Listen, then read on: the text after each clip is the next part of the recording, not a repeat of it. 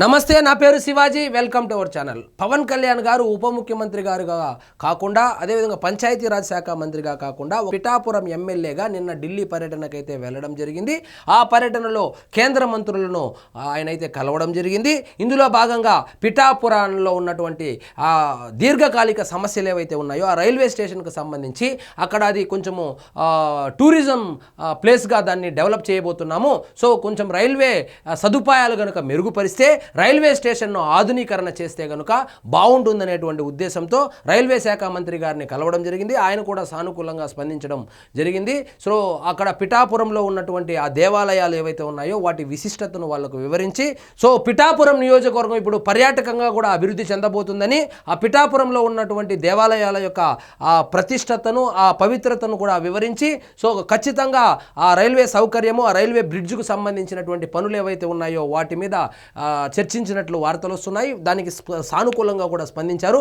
మరొక విషయం ఏంటంటే, మత్స్యకారులకు ఆయన ఇచ్చినటువంటి మాట ఏదైతే ఉందో ఆ సేఫ్టీ వాల్ కట్టిస్తాననేటువంటి 100 రోజుల్లో నేను శాశ్వత పరిష్కారంతో వస్తానని చెప్పి వాళ్ళకు మాట ఇచ్చినటువంటి నేపథ్యంలో ఆయన అమిత్ షా గారిని కలవడం జరిగింది. సముద్ర తీర ప్రాంతంలో రక్షణ గోడ కట్టాలంటే అది పూర్తిగా కేంద్ర ప్రభుత్వం చేతిలో ఉంటుంది కాబట్టి పర్మిషన్లు అవన్నీ అక్కడి నుంచే రావాలి, ఫండ్స్ కూడా అక్కడి నుంచే రావాలి. కాబట్టి ఆయన డైరెక్ట్గా పిఠాపురం ఎమ్మెల్యేగా ఆయన అమిత్ షా గారిని అయితే కలవడం జరిగింది. ఇవి చూడండి, ఉప్పాడ తీరానికి రక్షణ అవసరము, కోత నుంచి రక్షించే ప్రాజెక్టుకు సహకరించండి, అది నా సొంత నియోజకవర్గమే, ఖచ్చితంగా మీరు సహకరించండి అని చెప్పి ఆయన అయితే కోరడం జరిగింది.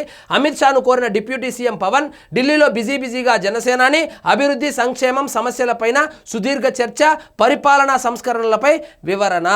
డిప్యూటీ సీఎం జనసేన అధినేత పవన్ కళ్యాణ్ హస్తిన పర్యటనలో బిజీగా గడిపారు. కేంద్ర హోంమంత్రి అమిత్ షాతో బుధవారం సాయంత్రం సమావేశమయ్యారు. భేటీలో ప్రధానంగా ఆంధ్రప్రదేశ్ రాష్ట్ర అభివృద్ధి, పరిపాలనాపరమైన సమస్యలు, రాష్ట్ర భద్రతా అంశాలపై సుదీర్ఘ చర్చలు జరిపారు. ముఖ్యంగా విభజన చట్టంలోని హామీల అమలు, రాష్ట్రానికి రావాల్సిన నిధులు, కేంద్ర ప్రభుత్వం నుంచి అందాల్సిన సహకారంపై పవన్ కళ్యాణ్ వివరించారని తెలుస్తోంది.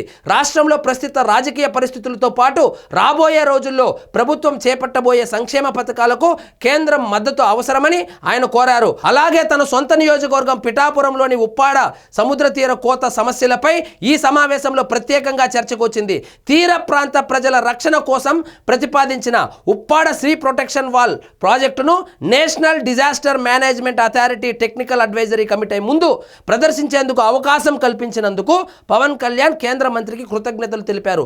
ఈ ప్రాజెక్టు అమలులోకి వస్తే తీర ప్రాంత గ్రామాల ఉనికికి పొంచి ఉన్న ముప్పు తప్పుతుందని, దీనికి అవసరమైన సాంకేతిక ఆర్థిక సహాయాన్ని త్వరగా అందించాలని ఆయన విన్నవించారు. రాష్ట్రంలోని శాంతి భద్రతల పరిస్థితిని, పరిపాలనా సంస్కరణలను అమిత్ షాకు పవన్ కళ్యాణ్ వివరించారు. కేంద్ర ప్రభుత్వం ఆంధ్రప్రదేశ్ అభివృద్ధికి కట్టుబడి ఉందని, అవసరమైన అన్ని రకాల సహాయ సహకారాలు అందిస్తామని అమిత్ షా భరోసా ఇచ్చినట్లు తెలుస్తోంది. నిన్న అజిత్ పవార్ మహారాష్ట్ర డిప్యూటీ సీఎం చనిపోవడం మీద కూడా విచారం వ్యక్తం చేశారు. వాళ్ళ కుటుంబ సభ్యులకు సానుభూతిని కూడా తెలియజేశారు. సో పిఠాపురం ఎమ్మెల్యేగా ముఖ్యంగా అక్కడ ఉన్నటువంటి శాశ్వత సమస్య అయినటువంటి ఆ సముద్ర కోతకు గురవుతున్నటువంటి ఆ తీర ప్రాంతం ఏదైతే ఉందో, ఆ తీర ప్రాంతం చుట్టుపక్కల ఉన్నటువంటి గ్రామాలు ఏవైతే ఉన్నాయో వాటికి రక్షణగా గోడ కట్టాలనేటువంటి అంశం ఏదైతే ఉందో ఎన్నికలకు ముందు చెప్పాడు, ఎన్నికలు అయిపోయిన తర్వాత కూడా చెప్పాడు. తన టర్మ్లోనే అంటే ఈ 5 సంవత్సరాల్లోనే ఆ గోడను కట్టి చూపిస్తానని చెప్పి ఆయన మాట ఇవ్వడం జరిగింది.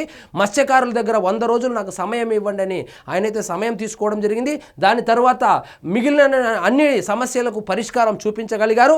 సో శాశ్వత పరిష్కారమైనటువంటి ఈ రక్షణ గోడకు సంబంధించింది ఇది కేంద్ర ప్రభుత్వ ఆధీనంలో ఉంటుంది కాబట్టి, సో వాళ్ళను కూడా కలిసి అక్కడ ఉన్నటువంటి సమస్యను చాలా బాగా ఎక్స్ప్లెయిన్ చేసి, సో నిధులు ఇవ్వాలని చెప్పి, పర్మిషన్లు ఇవ్వాలని చెప్పి, త్వరగా ఇవ్వాలని కూడా కోరడం జరిగింది.